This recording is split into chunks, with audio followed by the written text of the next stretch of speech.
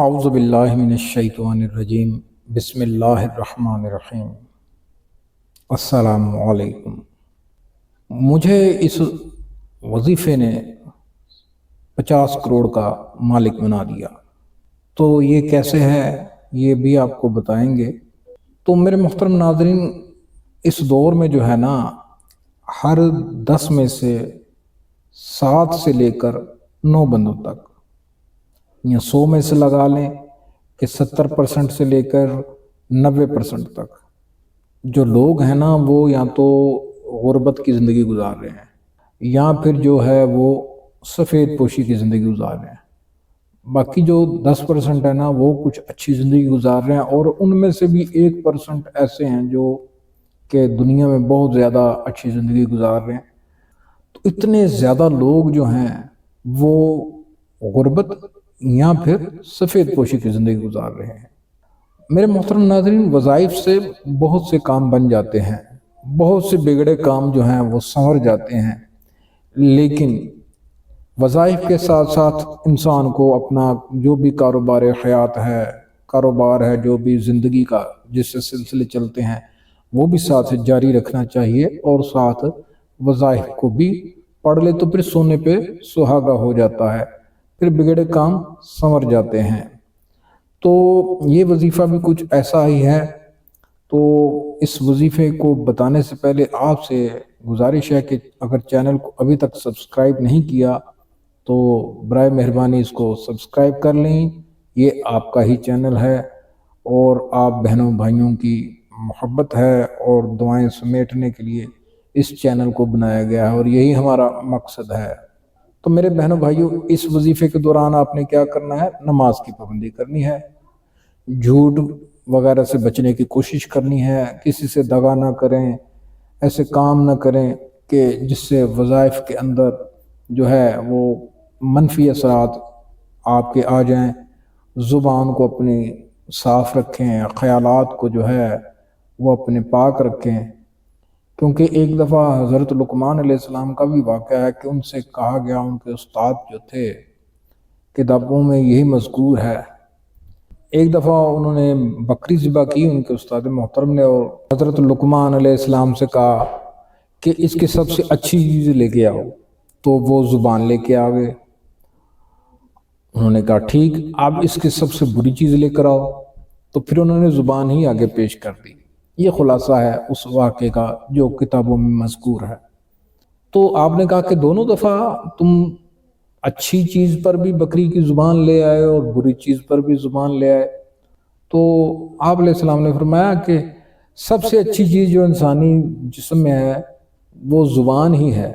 اگر اس زبان سے اچھے الفاظ نکلتے ہیں تو، اور نیکی کے الفاظ نکلتے ہیں، یا عبادت الہی انسان کرتا ہے تو وہ اچھا ہے۔ اگر اسی زبان سے برے کام ہوتے ہیں، برائیاں ہوتی ہیں، غیبت ہوتی ہے، چغلی ہوتی ہے، جھوٹ یا دغا فریب، تو پھر یہ ایک سب سے بری چیز ہے۔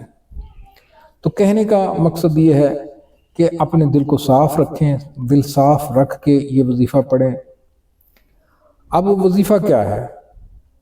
یہ وظیفہ جو ہے، یہ میرے بہنوں بھائیوں، آپ نے کیا کرنا ہے کہ نماز ظہر اور نماز مغرب کے بعد، یعنی کہ ایک دن میں 2 دفعہ پڑھنا ہے آپ نے، نماز ظہر کے بعد اور نماز مغرب کے بعد۔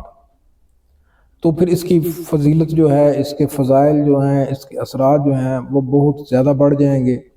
تو کرنا آپ نے کیا ہے کہ سب سے پہلے بسم اللہ الرحمن الرحیم پڑھ کر 7 مرتبہ درود پاک پڑھنا ہے۔ اور درود پاک کے لیے میں ہمیشہ جو ہے وہ کہتا ہوں کہ درود محمدی یا درود ابراہیمی، ان 2 درود پاک میں سے آپ کوئی سا بھی درود پاک پڑھ سکتے ہیں۔ یہ پڑھ کر آپ نے کیا کرنا ہے میرے بہنوں بھائیوں؟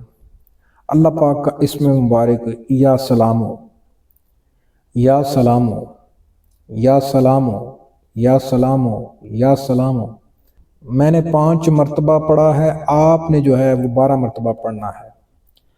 اور یاد رکھیے کہ میرے بہنوں بھائیوں کہ حقوق اللہ اور حقوق العباد کا آپ نے خیال رکھنا ہے۔ اپنے رشتہ داروں سے جو ہے وہ صلہ رحمی کرنی ہے، ان سے اچھا برتاؤ کرنا ہے، تو انشاءاللہ تعالیٰ پھر آپ دیکھیں گے کہ اس کے فضائل جو ہیں، اثرات جو ہیں، وہ آپ پر کیسے ظاہر ہوتے ہیں۔ اب اس میں مبارک پڑھنے کے بعد آپ نے کیا کرنا ہے؟ سورہ کوثر کی تلاوت کرنی ہے۔ بسم اللہ الرحمن الرحیم کے ساتھ سورہ کوثر مبارکہ کو آپ نے کتنی مرتبہ پڑھنا ہے؟ آپ نے سورہ کوثر مبارکہ کو 11 مرتبہ پڑھنا ہے۔ اب جب 11 مرتبہ کی تلاوت ہو گئی تو اس کے بعد آپ نے اللہ پاک کا اسم مبارک یا غنیو یا غنیو یا غنیو یا غنیو یا غنیو، میں نے 5 مرتبہ پڑھا ہے، آپ نے 12 مرتبہ پڑھنا ہے۔ اب یہ 12 مرتبہ جب آپ پڑھ لیں گے تو اس کے بعد آپ نے کیا کرنا ہے میرے بہنوں بھائیوں؟ اس کے بعد آپ نے درود پاک پھر 7 مرتبہ پڑھ لینا ہے، تو آپ کا وظیفہ جو ہے وہ کمپلیٹ ہو گیا۔ اب جو بھی آپ کی حاجت تھی، جو بھی ضرورت تھی، روپے سے متعلق، رزق سے متعلق، دولت سے متعلق، یا کوئی اور مسائل آپ کے ایسے ہیں، اس کی نیت سے آپ نے اس وظیفے کو پڑھنا ہے، اور اسی نیت سے آپ نے پھر اللہ پاک کے حضور میں دعا کر لینی ہے۔ تو اتنا سا یہ وظیفہ ہے، مختصر وظیفہ ہے۔ اب سوال یہ پیدا ہوتا ہے کہ اس کو کتنے دن تک پڑھنا ہے؟ تو میرے بہنوں بھائیوں، اس وظیفے کی مدت جو ہے وہ 11 دن ہے۔ بعض اوقات 1 دن میں بھی کام بن جاتا ہے، 2 دن میں بھی، 3 دن میں بھی، 5 دن میں بھی، 7 دن میں بھی، لیکن آپ نے اس کو 11 دن تک مکمل کرنا ہے۔ اگر آپ کا کام پہلے بن جاتا ہے تو ٹھیک ہے، لیکن وظیفہ آپ نے 11 دن تک مکمل پڑھتے رہنا ہے۔ تو پھر جو اگلے دن ہوں گے نا، ان میں آپ نے اللہ پاک کا شکر ادا کرنا ہے، تو پھر شکر کی نیت سے پڑھنا ہے۔ اور جب کام بن جاتا ہے وظیفے کے دوران، تو آپ نے روزانہ 2 رکعت نماز جو ہے وہ شکرانے کے نوافل جو ہوتے ہیں وہ ساتھ لازماً ادا کرنے ہیں۔ پہلے 2 رکعت نماز نفل شکرانے کے پڑھ لیں، اور اس کے بعد اس عمل مبارک کو پڑھ لیں، اس وظیفہ مبارکہ کو پڑھ لیں۔ تو میرے بہنوں بھائیوں، یہ وہ تفصیلات تھیں۔ اب ویڈیو طوالت اختیار نہ کر دے، اس لیے وہ واقعہ ہم آپ کو اگلی ویڈیو میں بتائیں گے، کیونکہ وہ واقعہ جو ہے وہ 2 وظائف سے جڑا ہوا ہے۔